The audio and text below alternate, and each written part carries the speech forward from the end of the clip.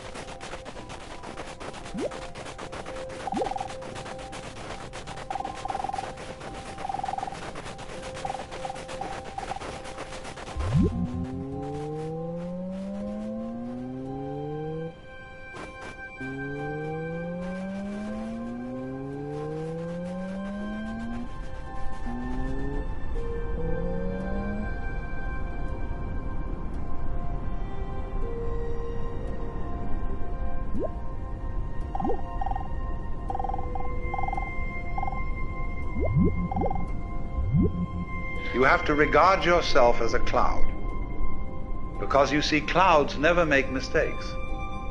Did you ever see a cloud that was misshapen? No, they always do the right thing. Now, so as a matter of fact do we, because we are natural beings just like clouds and waves. Only we have complicated games which cause us to doubt ourselves. But if you will treat yourself for a while as a cloud or wave and realize that you can't make a mistake, whatever you do, because even if you do something that seems to be totally disastrous, it'll all come out in the wash somehow or other. Then, through this capacity, you will develop a kind of confidence. And through confidence, you will be able to trust your own intuition. Only the thing that you have to be careful about, and many people fall into trouble here, is that when they take the attitude that I can't possibly make a mistake, they overdo it, which shows that they don't really believe it. So a lot of people come on, so you put on the weirdest, filthiest clothes, and you go and steal things, and all that. That's overdoing it. That shows that you haven't learned.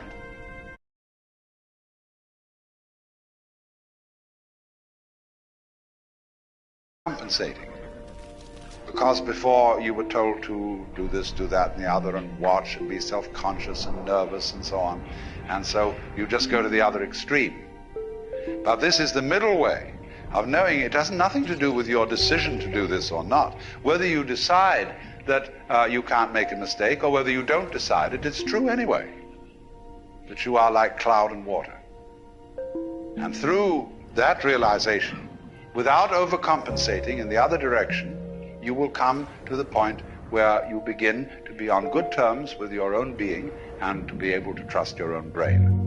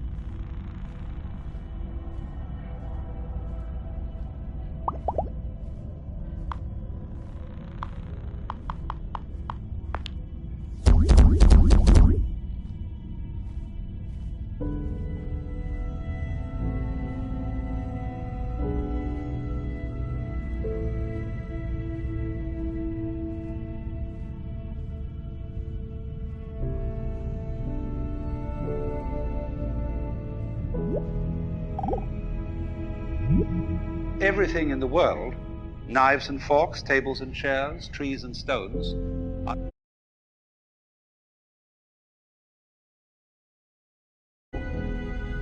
we can't say anything about everything. Because in order to say something about something and state it logically, you have to be able to put it in a class. Now, classes are intellectual boxes. When you play games like animal, vegetable, and mineral, you've got there 3 boxes. And when you come to think of it, you don't know what any 2 of those boxes are really without the third, or especially you don't know any one without another. Because in order to have a box, there must be what's inside the box and what's outside the box. And then by this method of contrast, we can make a logical discussion about things. But then, when you come to something which is completely all-inclusive, to what fundamentally is, then you're without a box, and you can't talk logically. Of course, you can distinguish is from is not, but only in a very limited way, as I can say, I have a pen in my left hand, I do not have a pen in my right hand. And from this we abstract the idea of to be and not to be, is and isn't. But when we consider being with a capital B, this includes not only such is as celestial bodies, but also such isn'ts as the space that encompasses them. And these 2 go together.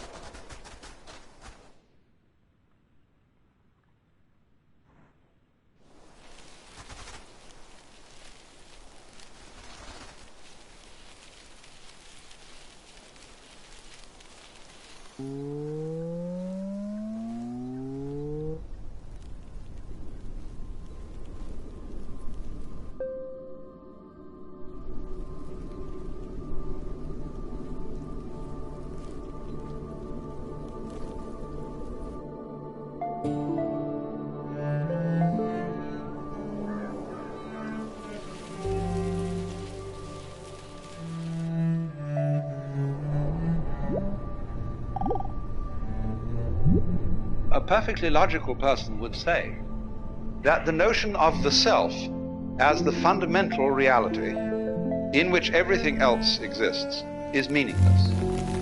And of course, from a logical point of view, it is.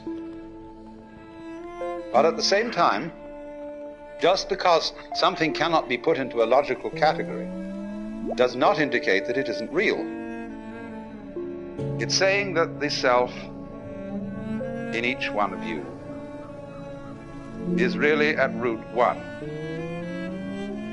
Just in the same way that you have all over your body millions of nerve ends. Each one of those nerve ends is, as it were, a little eye.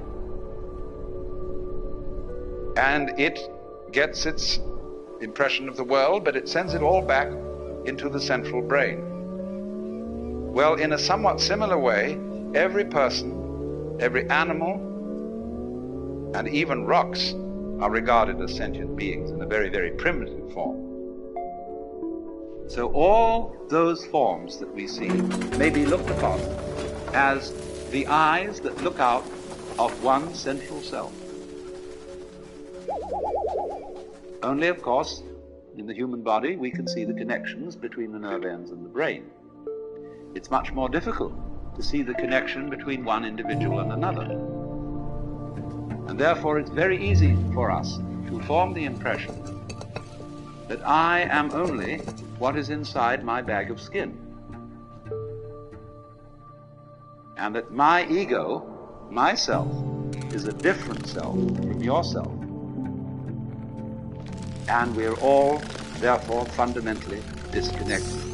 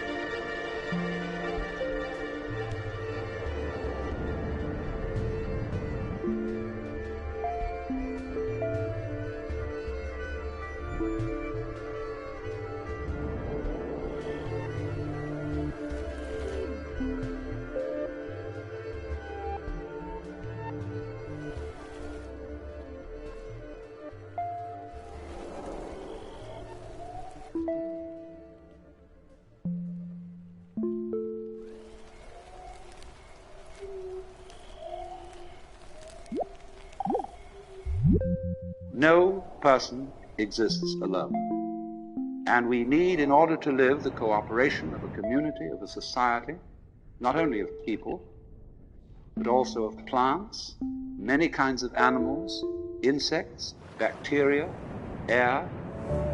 Every kind of thing that is around us is as essential to our being as our heads.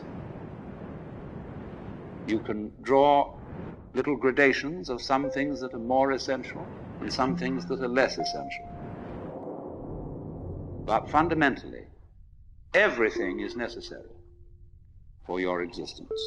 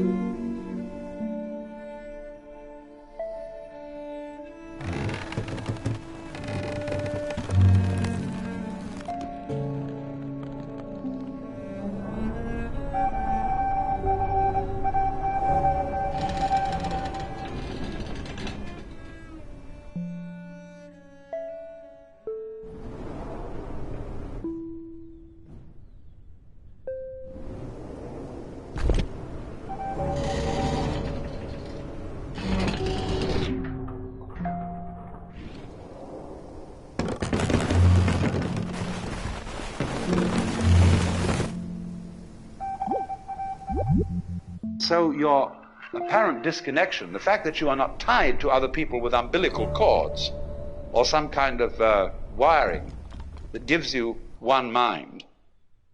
Nevertheless, we do have one mind, in the sense that, for example, all of us turn out to be approximately the same shape. 2 eyes, 2 nostrils, a mouth, 2 hands, 2 legs, and so on. But going yet deeper, we find that it's somehow a necessity of thought that there be some sort of a something which is the common ground of all these universes, all these galaxies. And that ground is the self. Now that's quite a startling point of view, because what it's saying is, you see, that you are basically the works.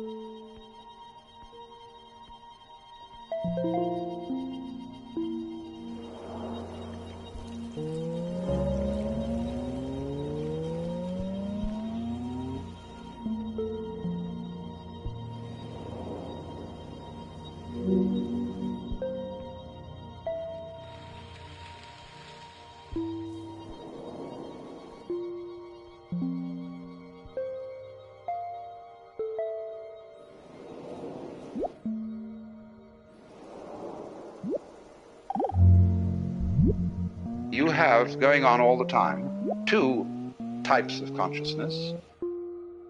Number one, the things you notice. And you notice things by having words or other symbols which you attach to them. It's very difficult to notice a thing for which you don't have a name and which you can't classify by some sort of image or shape. There are peoples, of course, who notice things that we don't notice. Eskimos have 5 different words for snow, because snow is very important to them. To us, it's all just plain snow. There are all kinds of variations in language according to what people notice. So there's noticing consciousness, which we have courtesy of notation. But then there's also consciousness which doesn't notice, but nevertheless is highly responsive. You are responding at the moment to all kinds of stimuli coming to your nerve ends, which you don't notice at all. The way you are sitting is a response to unconscious stimuli. The way you adjust yourself and move, the way your heart beats, the way you breathe, the way you see. You don't know how you do that. You're doing it, but you don't know how it's done. So you see, consciousness in the ordinary sense, that is, say, conscious attention, doesn't notice everything. It only notices very little of the world.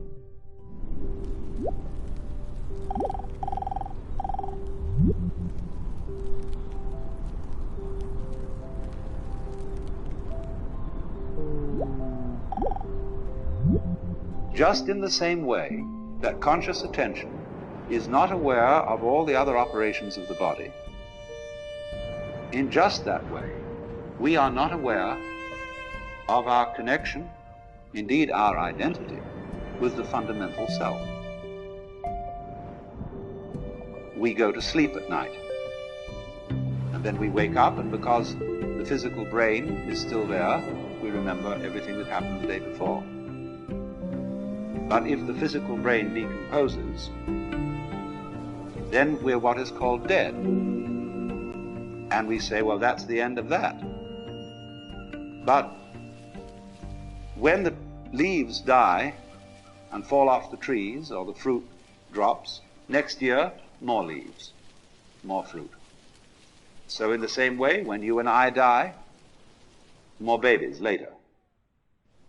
If the whole human race dies, you bet your life, there are all kinds of things that feel that they're human, scattered throughout the multiplicity of galaxies, because this universe is a peopling universe.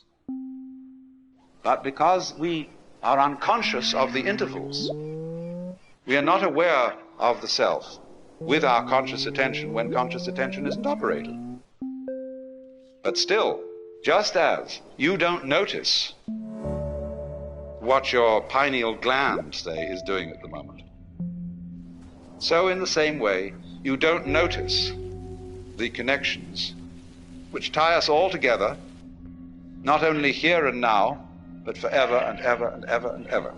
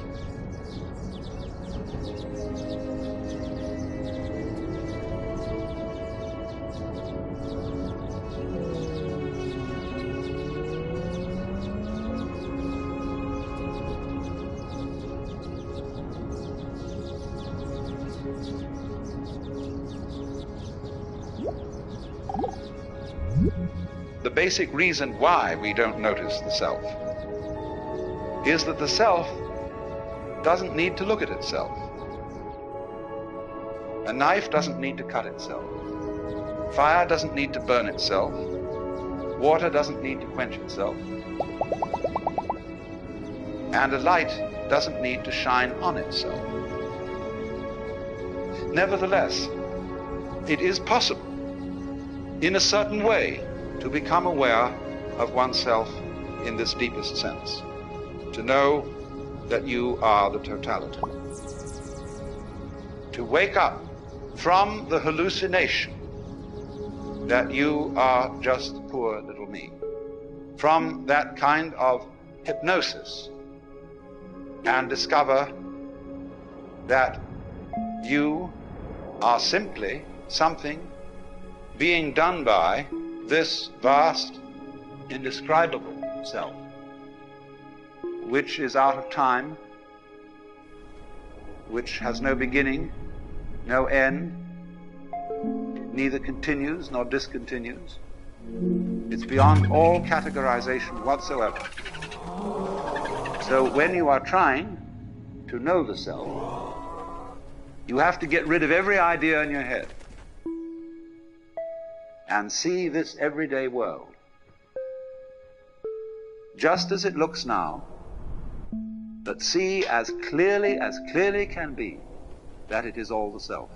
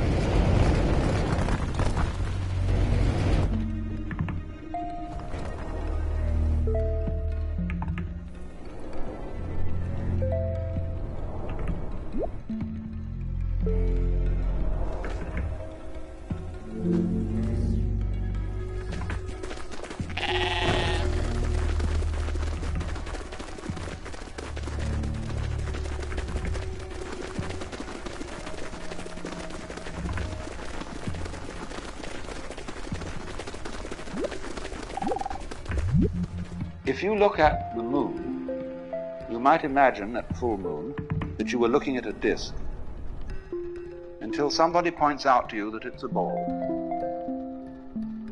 sunrise is not the same event for a person who thinks that the Earth is the center of the solar system as it is for a person who knows that the sun is the center of the solar system and that the Earth is turning.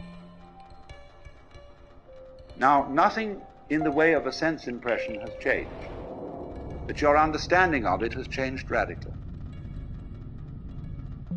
The senses see the same event, but there is a different interpretation. And so seeing is done much more with the mind than with the eye. We see what we are taught to see. We see in terms of our ideological structure, our culture, our conditioning. And so all that conditioning teaches us to see the world in its separateness. But you can be deconditioned from that and see just this same world that you're looking at now in its unity.